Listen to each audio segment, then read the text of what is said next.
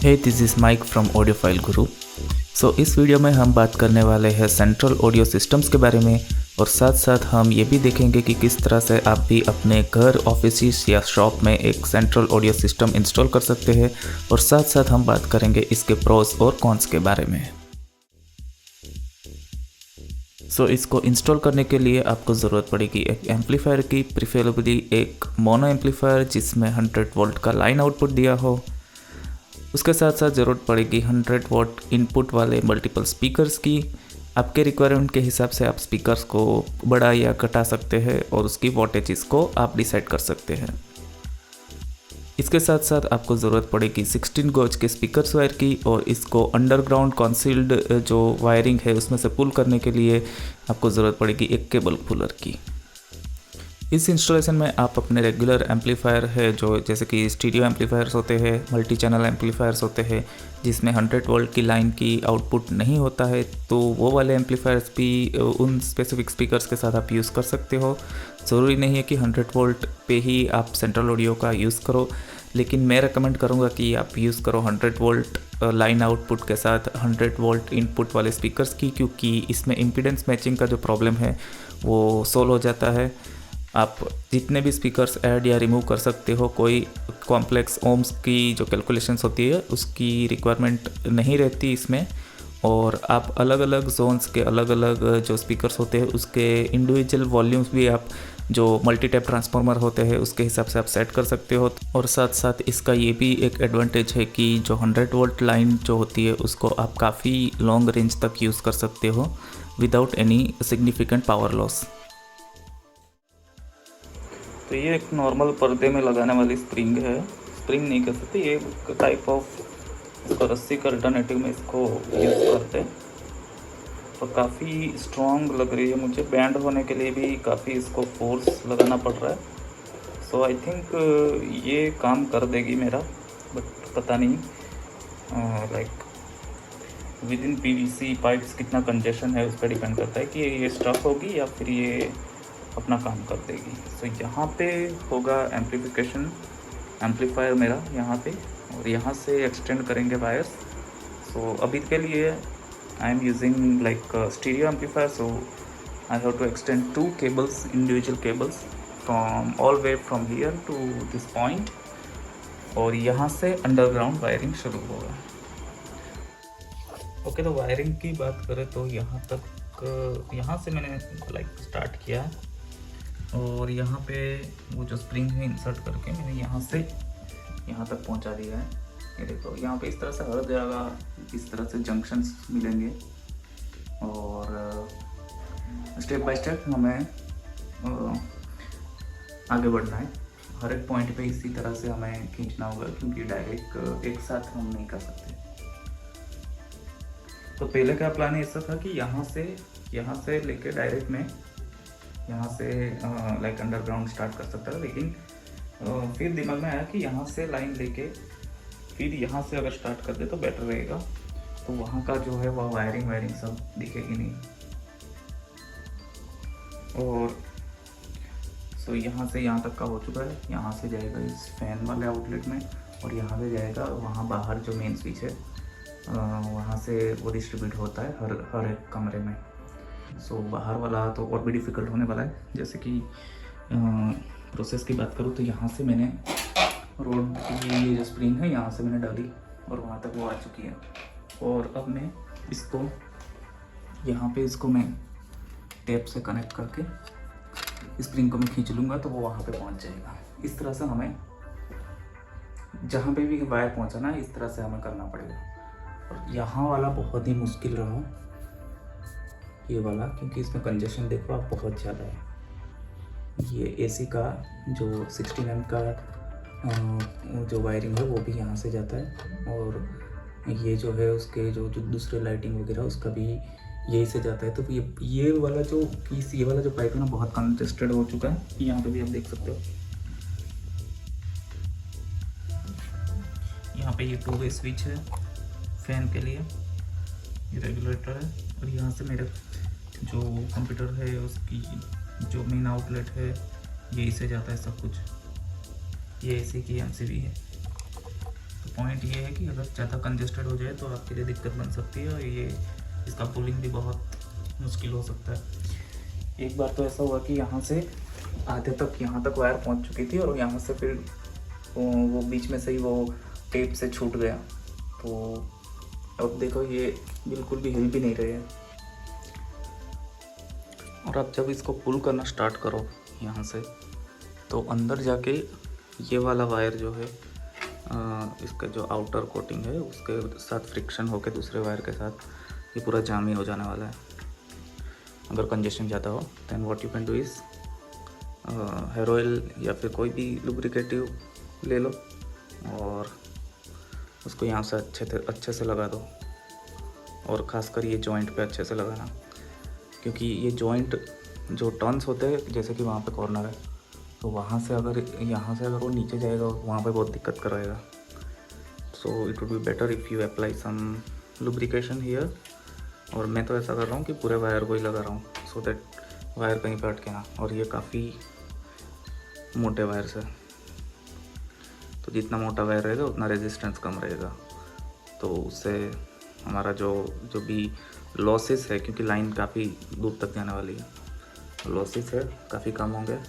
इसके लिए मैंने वायर पे कोई कॉम्प्रोमाइज़ नहीं किया क्वालिटी पे, ठीक है। और हाँ, तो मैं बता रहा था कि यहाँ पे पूरे वायर को आप इस तरह से तेल लगा दीजिए, तो इससे होगा ये कि वायर कहीं पर अटकेगा नहीं फ्रिक्शन की वजह से। जैसे जैसे वायर अंदर जाएगी फ्रिक्शन बढ़ेगा, क्योंकि यहाँ पे जैसे वायर अंदर जाती है जहाँ तो दूसरे वायर इसके साथ कांटेक्ट में आते हैं, कांटेक्ट एरिया बढ़ेगा तो ऑब्वियसली फ्रिक्शन बढ़ेगा और वो वायर अटकना शुरू हो जाएगा। मेरे साथ 2 बार ऐसा हो चुका, तो आई गॉट दिस सॉल्यूशन। तो अब नॉर्मली अच्छे से जा रहा है। और दूसरी बात यह है कि you have to make sure कि कोई भी लाइन चालू ना हो। और यहाँ पे जो एंड होता है स्प्रिंग का वो शार्प नहीं होना चाहिए। अगर वो शार्प रहा तो कोई अगर लाइव लाइन को उसने काट दिया यहाँ पे अंदर, तो वहाँ से करंट पास होकर दिक्कत हो सकती है बहुत बड़ी। तो आइदर मेन स्विचेस बंद कर दो बाहर से, या फिर you have to make sure कि you have to take precaution. यहाँ से कोई शार्प एजेस नहीं होनी चाहिए, जैसे कि यहाँ पे दिख रही है, शार्प एजेस नहीं होनी चाहिए। और कोई भी लाइन के साथ गलती से वहाँ पे टच ना हो जाए, दिस इज़ लाइक लीथल हो सकता है ये। तो you have to be extra careful in that case. I suggest कि मेन स्विच ही पहले बंद कर दो, that would be the best precaution for you. और बाकी सब तो ठीक है। तो एक बार मैं आपको ये इंसर्ट कैसे करते हैं वो दिखा देता हूँ। तो एज यू कैन सी यहाँ से मैंने डालना शुरू किया है, ओके। और ये जब तक ये इजीली जा रहा है तब तक उसको कुछ करने की ज़रूरत नहीं, बस उसको पुश करते रहो। बट यहाँ पे अगर आपको थोड़ा सा भी रेजिस्टेंस फील होता है तो समझ लो कि वो किसी एंगल पे फंस चुका है या फिर अटक रहा है। तो थोड़ा बहुत जर्क दे सकते हो इस तरह से, तो क्या होगा, स्प्रिंग बैंड होगी और वो उस डायरेक्शन में मूव करना शुरू हो जाएगा। तो अभी ये यहाँ पे तो इजीली पहुँच गया, आप देख सकते हो वहाँ पे इसको देखना है, हमारी स्प्रिंग यहाँ पे आ चुकी है, ठीक है। अब इसको मैं यहाँ पे ये वाला वायर अटैच कर दूँगा, वहाँ से मैंने खींच लिया, उसको अटैच करके बस यहाँ पे खींच लूँगा। गॉड, हाँ, इसको पुल आउट कर लेंगे और फिर यहाँ का टर्मिनल, यहाँ का काम खत्म। बाकी काम बाहर बहुत पड़ा है, इसके बाद दिखाता हूँ। सो सभी हाउस होल्ड्स में ऐसा एक जंक्शन होता है जो मीटर से वायर आता है, तो यहाँ पे डिस्ट्रीब्यूट होता है एक एक रूम में। सो हर एक रूम के लिए एक एक जो MCB होगी वो इंडिविजुअली कनेक्टेड होगी, और ये है मेन जो सबको पावर देता है। Then you have to find out the one which is like you have to confirm सभी, जैसे कि आपको सप्लाई करना है जैसे किचन में, तो आपको कंफर्म कर लेना है कि कौन सी MCB उस किचन के लिए, लाइक उस रूम के लिए। तो ऑन ऑफ करके देख लीजिए, वहाँ पे किसी बंदे को खड़े रख दीजिए, और जब भी ऑफ होता है तो वो बता देगा कि ये वाला है, तो आपको कंफर्म हो जाएगा कि ये वाला किचन के लिए। Then find out this point, ये वायर और उस वायर को फॉलो कीजिए, जो होल में जाता है वहाँ से इंसर्ट करना शुरू करें। तो इन दिस केस ये है, लेट्स स्टार्ट फ्रॉम दिस।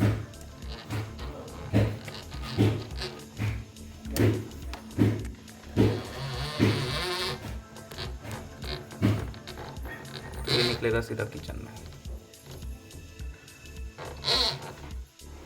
तो पहले के स्पीकर थे आहूजा PS300TM, लेकिन उसमें जब मैंने कनेक्ट किया उसको एम्पलीफायर के साथ, तो हुआ ये कि जो मिड रेंज थी वो बहुत हाई जा रही थी, और जो हाई रेंज और लो रेंज उसका कोई ठिकाना ही नहीं था उसमें कुछ। मतलब आई थिंक वो प्योरली PA यूज़ के लिए होंगे, लाइक जनरली उसको मैं सिर्फ वोकल्स के लिए उसको इंस्टॉल करते होंगे। लेकिन then I looked for alternative and I found this one.